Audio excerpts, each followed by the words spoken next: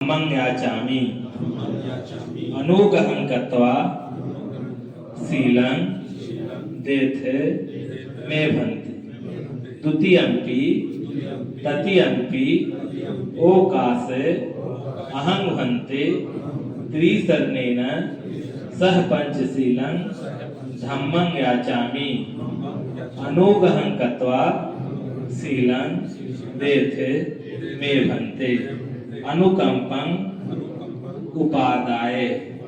मैं पूज्य भंते जी से आग्रह करूंगा कि वो त्रिशरण और पंचशील हम सभी को दे। धन्यवाद। नमो तस्स भगवतो अरहतो सम्मा सम्बुद्धस्स।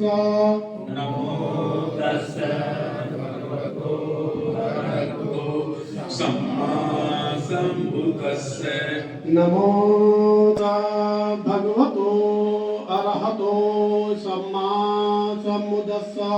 नमो तस्स भगवतो अरहतो सम्मा सम्बुद्धस्स। बुद्धं शरणं गच्छामि। बुद्धं शरणं गच्छामि। धम्मं शरणं गच्छामि। धम्मं शरणं गच्छामि। संघं शरणं गच्छामि।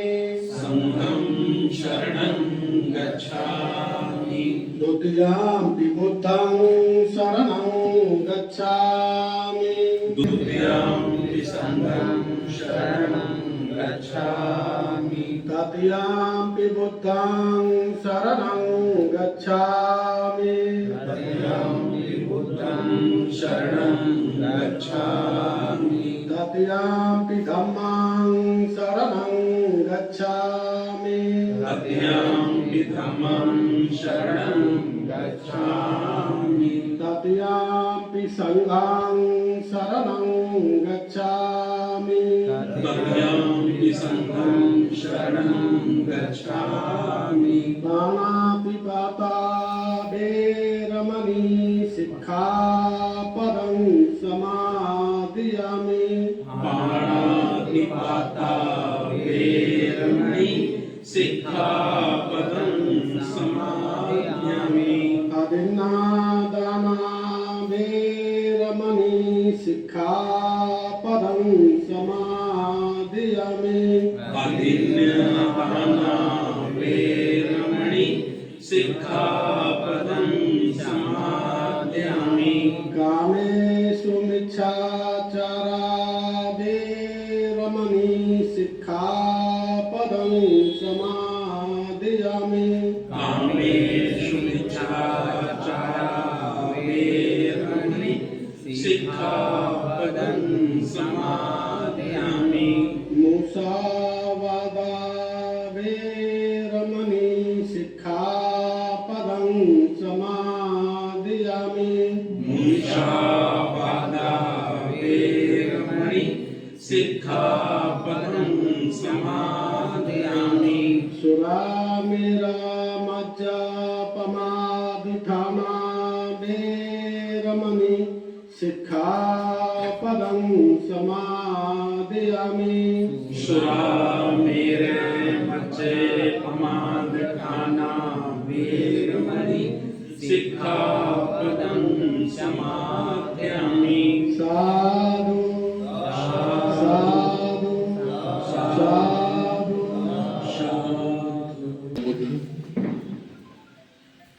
बोधि शब्द परम पूजनीय बाबा साहब डॉक्टर अम्बेडकर जी बहुजन समाज में जन्मे सभी संत गुरुओं के चरणों में नमन करते हुए पूज्य भिक्षु सत्यानंद जी, पूज्य भिक्षु अशोक वंश जी को वंदनामी मेरी, आदरणीय एडवोकेट के बौद्ध जी, आदरणीय हमारे राजेश बौद्ध जी, आर के बौद्ध साहब, सभी साथियों को मेरा सादर नमो बुद्धाय जय भीम। साथियों, आज की जो बैठक बुलाई गई है और इस बैठक का जो विषय है उस पर 2 मिनट में मैं अपनी बात रखता हूँ। उसके बाद फिर हमारे दूसरे साथी संचालन करेंगे मीटिंग का।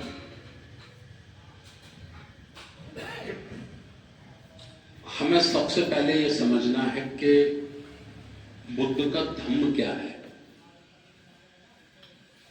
और ये समझने के लिए हमें अगर इसको गहराई से समझना है तो बाबा साहब डॉक्टर अंबेडकर जी ने एक ग्रंथ लिखा है। उस ग्रंथ का नाम है बुद्ध और उनका धम्म। बुद्ध और उनका धम्म अगर हम पढ़ते हैं तो हम इस नतीजे पर पहुंचते हैं कि इसकी जो शुरुआत हुई थी वो आध्यात्मिक से हुई थी।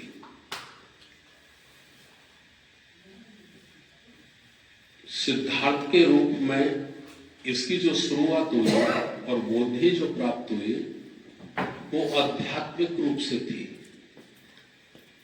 लेकिन उससे आगे चल के ये धम्म बहुत आगे बढ़ा, और जब ये आगे बढ़ा तो ये सामाजिक परिवर्तन, आर्थिक परिवर्तन और राजनीतिक परिवर्तन के रूप में इसको सफलता मिली। अर्थात भेदभाव, वर्ण व्यवस्था, अंधविश्वास, इस सब के विरोध में ये बुद्ध की क्रांति थी। और इसको हम छोटे शब्दों में कह सकते हैं समता, स्वतंत्रता, बंधुत्व, न्याय पर आधारित समाज की संरचना, ये बुद्ध का सही आंदोलन था, है ना। भिक्षु संघ में कुछ ऐसे लोग भी शामिल हो गए जो बुद्ध की इस विचारधारा से, बुद्ध की इन शिक्षाओं से वो सहमत नहीं थे, लेकिन उनके पास कोई दूसरा चारा नहीं था। तो भिक्षु संघ में सम्मिलित होकर उन्होंने ज्यादा से ज्यादा कोशिश ये की कि इसको आध्यात्मिक बनाया जाए। आध्यात्मिक बनाने से व्यक्ति पूजा पाठ तक सीमित हो जाता है, फिर जीवन के जो मूल्य हैं उनके प्रति उसका ज्यादा ध्यान नहीं जाता। तो हम आज राष्ट्रीय बौद्ध महासभा के माध्यम से जो बुद्ध धम्म का मूवमेंट पूरे देश में चला रहे हैं, उसका उद्देश्य यह है कि आध्यात्मिक से हमको प्रेरणा लेनी है, हमको अपने चित्त को निर्मल करना है, हमको शांति से जीवन व्यतीत करने की शिक्षाएं ग्रहण करनी है, और इसके साथ साथ जो समता, स्वतंत्रता, बंधुत्व के आधार पर सामाजिक न्याय का जो आंदोलन है उसको हमें पूरे देश में चलाना है। अर्थात जाति विहीन समाज का निर्माण करना है। संसार में सिर्फ 2 ही जातियां हैं, एक मनुष्य, पुरुष और एक नारी। बाकी मनुष्यों में, मानवों में कोई जाति नहीं होती। जाति कुछ चंड चालाक लोगों ने अपने निजी स्वार्थों को पूरा करने के लिए बनाई है। बाकी जातियां पशुओं में होती हैं, जानवरों में होती हैं, पंछियों में होती हैं, और उन्हें पूछने की जरूरत नहीं। आप उनकी शक्ल देखकर, काठी कद देखकर, उनकी हुलिया देखकर ही बता सकते हैं कि ये किस जाति का है। मानव सारे संसार में सिर्फ नर और नारी के रूप में ये जन्मे हैं, और इनकी 2 ही जातियां हैं, एक पुरुष है और एक नारी है। ठीक है ना। ये सब काम हम लोगों को भारत में करना है, और जिनकी ये महापुरुषों के जो चित्र लगे हैं, जिनको हम वंदन करते हैं या उनकी आराधना पूजा करते हैं, इनका पूरा जीवन भी इसी काम में लगा है, मानवता की स्थापना करने के लिए। हम लोग आज वर्तमान में देख रहे हैं, हजारों साल की गुलामी के बाद हमारे देश को 26 जनवरी 1950 में हम आजाद हुए और हमारा संविधान लागू हुआ। उस संविधान की 2 आर्टिकल दो अनुच्छेद के बारे में मैं आपको सिर्फ बताना चाहता हूं। संविधान का अनुच्छेद 13, संविधान के अनुच्छेद 13 में बाबा साहब डॉक्टर अंबेडकर जी ने क्या लिखा है? बाबा साहब डॉक्टर अंबेडकर जी ने लिखा है कि प्राचीन काल की जितनी भी मान्यताएं थी, जितने भी ग्रंथ थे, उन सबको 26 जनवरी 1950 से शून्य घोषित किया जाता है। शून्य, समाप्त हो गए, उनका कोई महत्व नहीं रहा, है ना। ऐसा करके वर्ण व्यवस्था, जाति व्यवस्था, छुआछूत, भेदभाव सबको बाबा साहब ने खत्म कर दिया। ठीक है। संविधान का अनुच्छेद 17, संविधान का अनुच्छेद 17 ये कहता है कि भारत का प्रत्येक नागरिक समान रूप से बराबर का अधिकारी होगा। ना कोई छोटा होगा, ना कोई बड़ा होगा, ना जाति के आधार पे, ना वर्ण के आधार पे, ना पुरानी परंपरा के आधार पे, ना वेद पुराणों के आधार पे, कोई छोटा बड़ा नहीं होगा। समान रूप से सबको बराबर का हक और अधिकार होगा। और भारत की हर संपदा में, भारत की हर चीज में प्रत्येक भारत के नागरिक को बराबर का हक हासिल होगा। ये अनुच्छेद 17 साथियों हम लोगों को दिशा देता है। आज हम जो मंथन और चिंतन करने के लिए बैठे हैं, उसका सबसे बड़ा प्रमुख जो विषय है वो ये है कि क्या हम आज 21 जनवरी 2024 में 21 जनवरी 2024 में क्या हम ये महसूस कर रहे हैं कि संविधान पर अमल किया जा रहा है? या तो इसका ये सवाल, इसका जवाब होता है कि हम महसूस कर रहे हैं संविधान पर अमल हो रहा है, संविधान लागू हो गए, ठीक है ना। या दूसरा इसका यह है कि संविधान पर अमल नहीं हो रहा है, संविधान को लागू नहीं किया जा रहा है ना। तो नहीं किया जा रहा है, संविधान पर अमल नहीं किया जा रहा है, संविधान पर लागू नहीं किया जा रहा है, क्योंकि संविधान जो भारत का है वह संविधान संपूर्ण बुद्ध का धम्म है। बुद्ध की विचारधारा है, उसमें समता, स्वतंत्रता, बंधुता, न्याय पर आधारित सामाजिक व्यवस्था, यही बुद्ध का मूल आंदोलन है। वही मूल आंदोलन बाबा साहब डॉक्टर अंबेडकर जी ने संविधान में समावेश किया है।